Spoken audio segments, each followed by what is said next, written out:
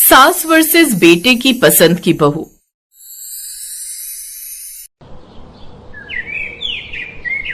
देख नितिन, तेरे लिए ये लड़की कैसी रहेगी? ये मेरी जिगरी दोस्त नंदलाल जी की बेटी है। हाँ पिताजी, मैंने तो इसे देखा है। जब हम शादी में गए थे तो वहीं से भी देखा था। ये बहुत अच्छी लड़की है और मुझे पसंद भी आई थी। अगर ये आपको पसंद है तो मुझे भी काफी पसंद है। भाई, आपका दिमाग खराब है क्या? शक्ल देखिए इसकी। ये कहीं से भी मॉडर्न नहीं लगती, ना ही इसे इंग्लिश आती होगी। आपको और इसका तो कोई मेल ही नहीं है, और आप इसे इस घर की बड़ी बहू बनाओगे? बिल्कुल नहीं। ये क्या बोल रही हो? अगर पापा को पसंद है और ऊपर से ये उसे जानते भी हैं तो अच्छी लड़की होगी। मुझे पापा पर पूरा विश्वास है और मुझे इंग्लिश का क्या ही करना है। लड़की तो घर संभालने वाली होनी चाहिए। आपका दिमाग खराब हो गया है जी। आप मेरे बेटे को कोई सी भी लड़की दिखाओगे और उसी को अपने घर की बहू बना लोगे। मैं अभी जिंदा हूँ और इस घर का मुखिया भी। घर के सही फैसले लेने का मेरा पूरा अधिकार है। ठीक है, जैसा आपको ठीक लगे कर लो शादी, लेकिन मैं इसे कभी अपने घर की बहू नहीं मानूंगी। कोई बात नहीं रजनी, वो तो वक्त बताएगा। और कुछ दिन बीतने के बाद नितिन की शादी बड़े ही धूमधाम से करवाकर देशराज जी अपनी बहू कनिका को अपने घर ले आते हैं। रजनी की पसंद की लड़की ना होने के कारण वो गृह प्रवेश नहीं करती, तो देशराज जी खुद ही उनका गृह प्रवेश कर देते हैं। उसके बाद दोनों सबके पैर छूते हैं, तब भी रजनी आशीर्वाद नहीं देती। रजनी और भावना, तुमसे ये उम्मीद नहीं थी। कम से कम आशीर्वाद तो दे ही सकती हो। ठीक है, दे दिया आशीर्वाद, पर मैं इसे अपनी बहू नहीं मानूंगी। मुझे अपनी जैसी मॉडर्न बहू चाहिए थी। भले ही आप मुझे पसंद नहीं करती माँ जी, पर मैं जल्दी ही आपका मन जीत लूंगी। क्यों? ऐसा क्या कर सकती हो? क्या तुम विदेशी खाना बना सकती हो? क्या तुम इंग्लिश बोल सकती हो? या फिर हमारी तरह मॉडर्न ड्रेसेस पहन सकती हो? मम्मी को ये सब पसंद है। नहीं दी, मैं मॉडर्न ड्रेस नहीं पहन सकती क्योंकि वो मेरे संस्कार में नहीं है। लेकिन हाँ, आपको विदेशी खाना यूट्यूब पर देखकर बना के खिला सकती हूँ। रही बात अंग्रेजी की, तो उसके लिए जब आपके और मेरे दिल मिल जाएंगे तो लैंग्वेज की जरूरत ही नहीं रहेगी। ओह प्लीज भाभी, don't be butter on me. छी, वैसे भी तुम्हारे में से गांव की गोबर की बदबू आ रही है। भवने, क्या बदतमीजी है? मैं अपनी पत्नी के साथ बदतमीजी कभी बर्दाश्त नहीं करूंगा। तमीज से पेश आओ। अपनी इस बीवी के लिए मेरी बेटी को कुछ भी सुनाने की जरूरत नहीं है। और उसके बाद भावना और रजनी दोनों गुस्से में मुंह बनाते हुए अपने कमरे में चले जाते हैं। अगले दिन सुबह कनिका उठती है और पूरे घर की अच्छे से साफ सफाई करके पूजा करके सबके लिए घी का हलवा, पूरी, आलू की सब्जी बनाती है। सबको सर्व करने के बाद, वाह बहू, तुमने तो दिल खुश कर दिया। आज तुमने तो मुझे अपने बचपन की याद दिला दी। वाह भाभी, सच में आपने करारी पूरी और आलू की चटपटी सब्जी बनाकर मेरा दिल खुश कर दिया है। क्या भैया, आप भी भाभी की तरफदारी कर रहे हो? इतनी सुबह ये घी वाला खाना आपके टाइम में कौन खाता है? यो, मैं तो नहीं खा सकती, इसमें कितना कोलेस्ट्रॉल होगा। अरे माँ जी, एक बार आप खाकर तो देखिए, बहुत अच्छा बना है। थोड़ा सा खाने से आपकी डाइट खराब नहीं होगी। कोई जरूरत नहीं है। ऐसे ही कुछ दिन बीत जाते हैं। भावना और रजनी दोनों ही अपनी बहू कनिका से चिढ़ी रहती हैं, पर कनिका भी पूरी कोशिश करती है उनका दिल जीतने की। टाइम से घर का सारा काम कर देना, टाइम से सबका खाना बना देना, कपड़े प्रेस करना, सब कुछ संभाल लेती है। एक दिन भावना की फ्रेंड आती है। ओह, आ गए तुम दोनों। सिट डाउन प्लीज, काफी थक गई होगी तुम दोनों। चलो मैं भाभी से कुछ अच्छा बनवा देती हूँ। भाभी कहाँ हो आप? मेरी फ्रेंड आई है, आप इनके लिए कुछ अच्छा बना कर ले आओ। कनिका भावना की फ्रेंड के लिए शरबत और साथ में आलू की कचौड़ी ले आती है। टेबल पर रखती है कि तभी भावना को गुस्सा आता है। भाभी, शरबत के साथ आलू की कचौड़ी कौन खाता है? आपको सेंस नहीं है क्या सर्व क्या करना है? मैंने सही कहा था कि गांव की लड़की को बहू मत बनाओ। ये तो शादी के टाइम सोचना था। ये देखने से भी तेरी भाभी कम नौकरानी ज्यादा लग रही है। अरे कुछ अच्छा स्नैक ही ले आती, बना नहीं सकती तो बाहर से ला देती। हाँ यार, सारा मूड स्पॉइल कर दिया। चल छोड़, मैगडी चलते हैं, वहीं कुछ खाएंगे, तैयार हो जा। हाँ यार, वैसे भी इस गवार भाभी ने मेरी सहेलियों के सामने मेरी इंसल्ट करा दी। आ गया तुम्हें मजा? ले जाओ यहाँ से अपना देसी खाना। फिर भावना अपनी सहेलियों के साथ मैगडी चली जाती है। तभी वहाँ, यार ये गाना कितना अच्छा लगा रखा है इन्होंने। हाँ यार, कितना अच्छा लग रहा है। वो तेरी देसी भाभी ने तो दिमाग ही खराब कर दिया था। अरे वो भाई की पसंद है। देखना, मैं और मम्मी तो अपने छोटे भैया के लिए अपनी जैसी मॉडर्न बहू लाएंगे। तभी कुछ दिन बीत जाते हैं और रजनी और भावना मंजीत के लिए लड़की ढूंढते हैं। ये देखिए, ये है लड़की, बिल्कुल आपके जैसी मॉडर्न। इसका नाम श्रेया है, एकदम पढ़ी लिखी, लेकिन इनकी एक डिमांड है, ये घर का कोई काम नहीं करेंगी। बिल्कुल ठीक कहा, ये मुझे भी पसंद है, एकदम मेरी जैसी। अब तो मेरी पसंद की ही बहू आएगी। उसके कुछ दिन बाद मंजीत की शादी श्रेया से करवा देते हैं। अरे वाह, मेरी श्रेया भाभी ने कितना महंगा और प्यारा लहंगा पहना है और हील देखकर ऐसा लगता है 2 लाख की तो होगी। श्रेया कोई काम नहीं करती, बस छोटे छोटे कपड़े पहनकर बैठी रहती है, आराम से सोकर उठती है। एक रोज श्रेया बन ठन कर शॉर्ट ड्रेस में पार्टी जा रही होती है। ये क्या पहना है बेटा? बहू, ये कोई तौर तरीका नहीं है। तुम इस घर की बहू हो, कुछ तो शर्म करो। ओ प्लीज डैडी जी, अब जमाना बदल गया है। इतना बोलकर वो पार्टी के लिए निकल जाती है। रजनी, रजनी, ये क्या है? तुम इस श्रेया को कुछ समझाती क्यों नहीं हो? ऐसे तो समाज में हमारी बेइज्जती हो जाएगी। श्रेया की आदत देख देशराज जी दुखी होते हैं और कुछ कहते हैं तो उल्टा ही जवाब मिलता है। एक दिन कनिका के प्रेग्नेंट होने की खबर मिलती है। वाह बहू, तूने तो ख्वाहिश पूरी कर दी हमारी। आखिर हम भी पोता पोती खिलाएंगे। आप ही ध्यान रखना अपनी गवार बहू का, मैं नहीं। रजनी का ऐसा बर्ताव देखकर देशराज जी कुछ नहीं बोलते, पर कनिका की आंखों में आंसू आ जाते हैं। कोई बात नहीं कनिका, मैं और पापा है ना, हम तुम्हारा ध्यान देंगे। मुझे तो बस अपनी बहू श्रेया की प्रेगनेंसी की खबर सुननी है। ओह प्लीज, मुझे कोई अपना फिगर खराब करने का शौक नहीं है। मैं इस गवार की तरह नहीं हूँ। श्रेया का ऐसा बर्ताव देख सबका मुंह उतर जाता है।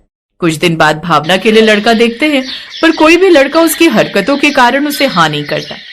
मैं कितनी बदनसीब हूँ कि कोई भी मुझसे शादी नहीं करना चाहता। अरे दी, आप रोते क्यों हो? मैं हूं ना, एक लड़का है मेरी नजर में। अगर आपको पसंद आए तो बात चलाऊं। कनिका के बताए रिश्ते से सब खुश हो जाते हैं और भावना की शादी होने के बाद सब खुश हो जाते हैं। मुझे माफ करना भाभी, मैंने आपको गलत समझा। बहू, मुझे भी माफ कर। तुमसे अच्छी और ख्याल रखने वाली बहू मुझे कहीं नहीं मिलती। तुमने मेरा कितना ध्यान रखा और मैं तुमसे हमेशा नाराज ही रही।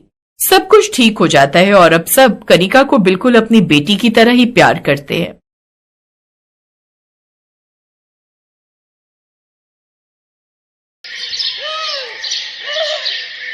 विदाई के वक्त सिमरन अपने पिता से लिपटकर खूब रोती है।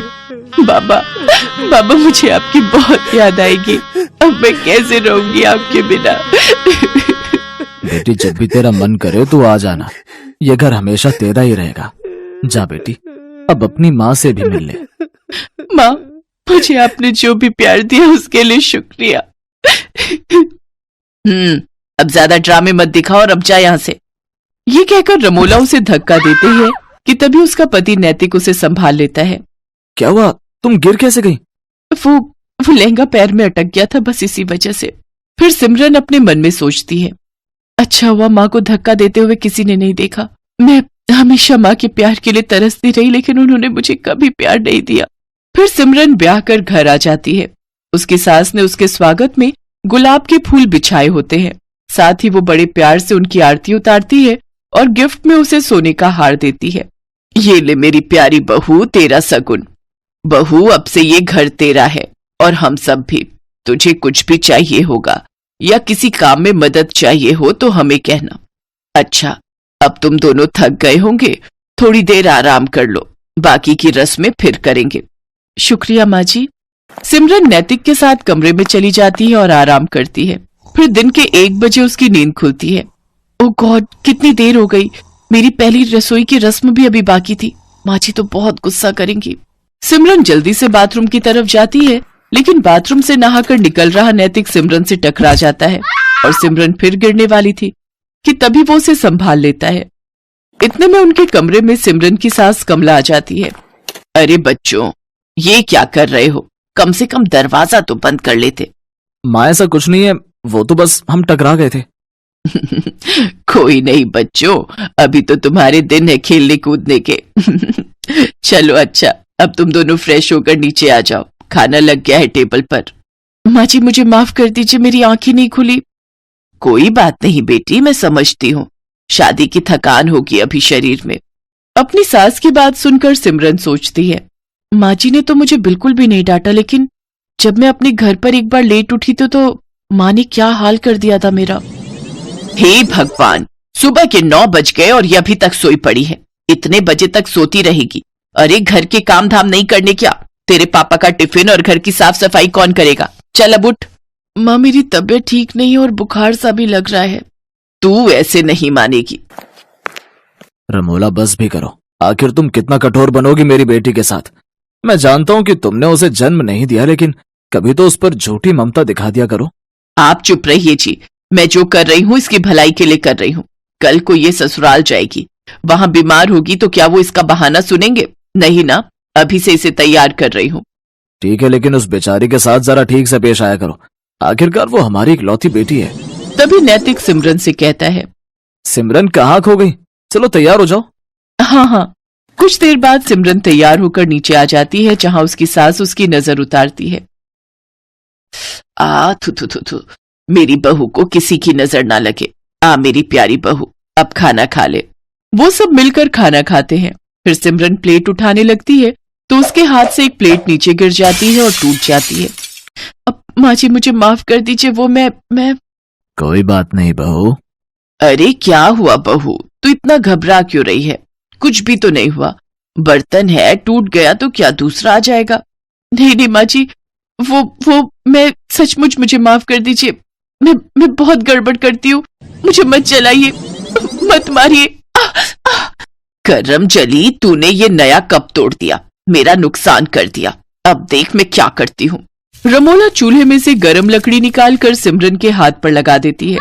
सिमरन जोर जोर से चिल्लाती है, मत जलाइए मुझे, मत जलाइए। नैतिक जल्दी से सिमरन को गले से लगा लेता है। क्या हुआ? कौन जला रहा है तुम्हें? बहू क्या हुआ मुझे बता। माँ जी, एक बार मुझसे ऐसे किसी का कप टूट गया था तो उसने मुझे जला दिया था। लेकिन हम तुझे ऐसी कोई सजा नहीं देंगे। तू मेरे पास आ और मेरे गले लग जा। मेरी बच्ची, यूं घबराते नहीं। ऐसे ही दिन गुजरते हैं। कमला अपनी बहू को बहुत प्यार करती थी। वो उसे किसी भी गलती के लिए डांटती नहीं थी, वो उसे प्यार से समझाती थी। कमला अपनी बहू के लिए कुछ न कुछ खाने के लिए बाजार से लाती रहती या नए नए कपड़े उसके लिए बनवा देती। अपनी सास का ऐसा प्यार देख सिमरन की आंखें खुशी से भीग जाती थी। ऐसे ही एक रोज कमला सिमरन की पसंद का गाजर का हलवा बनाती है और उसे अपने हाथों से खिलाती है तो सिमरन की आंखों से खुशी के आंसू बहने लगते हैं। ये देख कमला सिमरन से कहती है, बस बहू बहुत हुआ। मैं जब भी तुझे ज्यादा प्यार देने की कोशिश करती हूँ तो तेरी आंखों से आंसू बहने लगते हैं। आखिर क्या बात है बेटी, अपनी माँ समान सास को नहीं बताएगी? माँ जी, आप तो बहुत अच्छी हो और मुझे बहुत प्यार करती हो। लेकिन तभी दरवाजे पर दूध वाला आता है। सिमरन को देखकर उसकी नजर उस पर फिसल जाती है और वो उसका हाथ पकड़ लेता है। छोड़ो छोड़ो, मुझे छोड़ो। एकदम मलाई की तरह मखमली हो तुम तो। तभी कमला भी वहां आ जाती है और उसे देखकर दूध वाला कहता है, माँ जी देखो ना, आपकी बहू मेरा हाथ पकड़ रही है। कमला जोरदार थप्पड़ उस दूध वाले को मारती है। नास पिटे, तू मेरी बहू पर इल्जाम लगाएगा, उसे छेड़ेगा, ये ले। कमला उसे मारकर वहां से भगा देती है। अपने ऊपर अपनी सास का भरोसा देखकर सिमरन रो पड़ती है और अपनी सास के गले लग जाती है। आप बहुत अच्छी हो माँ जी, आपने मुझ पर भरोसा किया, नहीं तो माँ तो। क्या माँ बहू, आप पूछ रही थी ना कि आपका ज्यादा प्यार पाकर मेरी आंखें नम क्यों हो जाती हैं? क्योंकि बचपन से लेकर आज तक मैं जिस प्यार के लिए तरसती रही, वो प्यार आपने मुझे दिया है। जब मैं 6 महीने की थी तभी मेरी माँ गुजर गई थी। तब बाबा दूसरी माँ लेकर आए ताकि वो मुझे माँ का प्यार दे सके, लेकिन उन्होंने कभी मुझे माँ का प्यार नहीं दिया। और अब वो प्यार मुझे आपसे मिला। जैसे आज दूध वाले ने हरकत की, ऐसे एक बार मेरे यहाँ के दूध वाले ने मेरे साथ की थी, लेकिन माँ ने उसे गलत ठहराने की जगह मुझे गलत समझा था।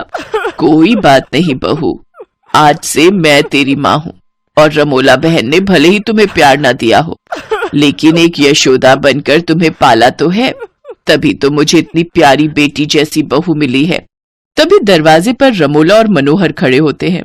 ये सब बातें सुनकर उनकी आंखों में आंसू आ जाते हैं। रमोला को अपनी गलती का एहसास हो जाता है और वो सिमरन से माफी मांगती है। उस दिन के बाद सिमरन को अपनी सौतेली माँ और सास दोनों से बहुत प्यार मिलता है।